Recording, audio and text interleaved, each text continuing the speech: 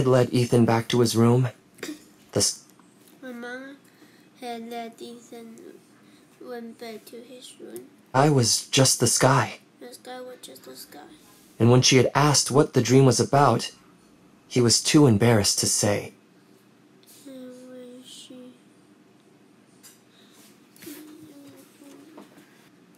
There they were. Two eyes. Each one was about the size of a full moon. They were dark and shiny with streaks of red. They floated in the sky, staring right at him. Ethan blinked several times. When did I even fall asleep? He wondered. It spooked him how real this dream felt. What are you trying to say, brain? He whispered to himself. Maybe because Ethan had asked that question, something new happened. To the right of the huge eyes, a grayish blob appeared. Ethan thought it was a cloud at first, but then the blob grew larger. It grew larger and larger until he realized it was a fingertip, and the giant knotted finger was coming for him. Chapter 2. A Clue. The knotted finger stretched out, but then it turned away from Ethan's window. Instead, it pointed to the left. Ethan was frozen with terror, but soon his curiosity grew bigger than his fear. He leaned to see what the finger was pointing at. Rows of yellow-roofed houses appeared floating in the sky. They hovered above Ethan's neighborhood. The finger touched a house in the middle of the third row. It tapped the roof.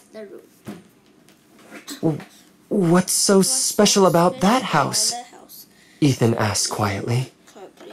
The eyes widened for one long breath. Then, the finger pointed right at Ethan. In the next moment, the finger and eyes and yellow houses disappeared into the darkness. The night sky was empty again. Ethan's heart was thumping hard, but he was excited. I did it, he realized. I faced my nightmare. But what does it mean? He had grown up in Raven's Pass, and he didn't know of any neighborhood with yellow-roofed houses. But the finger had pointed to a yellow roof, and then to him. There had to be a connection. He felt a certainty deep inside his chest. As Ethan climbed back to bed, he knew what his next step had to be. He would need to find the yellow-roofed houses. On his walk to the school bus stop the next morning, Ethan searched the street for yellow roofs. He was pretty sure he wouldn't find any.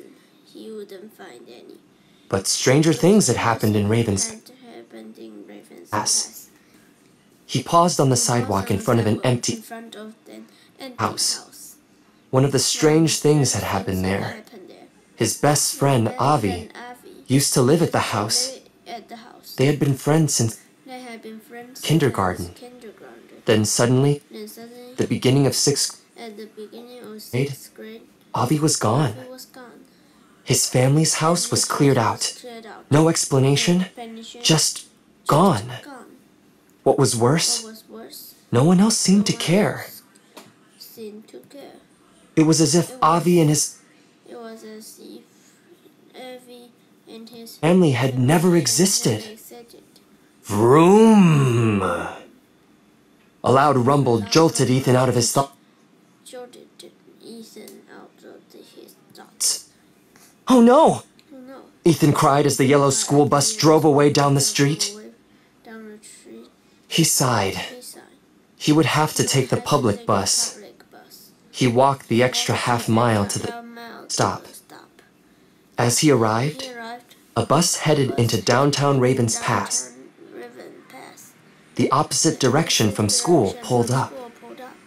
Ethan's mind started to race. He couldn't solve the mystery of his friend's disappearance. disappearance. But maybe he could solve the mystery of his nightmares.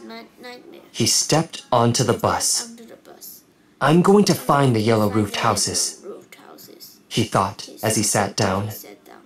Even if I have to ride all through town, and even if it means getting in trouble for skipping school. The bus rumbled on. Ethan kept his eyes peeled as they passed City Hall, the library, and the office building where his mom worked. Nope. Yellow roofs. Then the bus turned a corner. It headed to the very edge of town. Ethan had never seen this part of Raven's Pass before. His parents had always said there was nothing out here but farmland.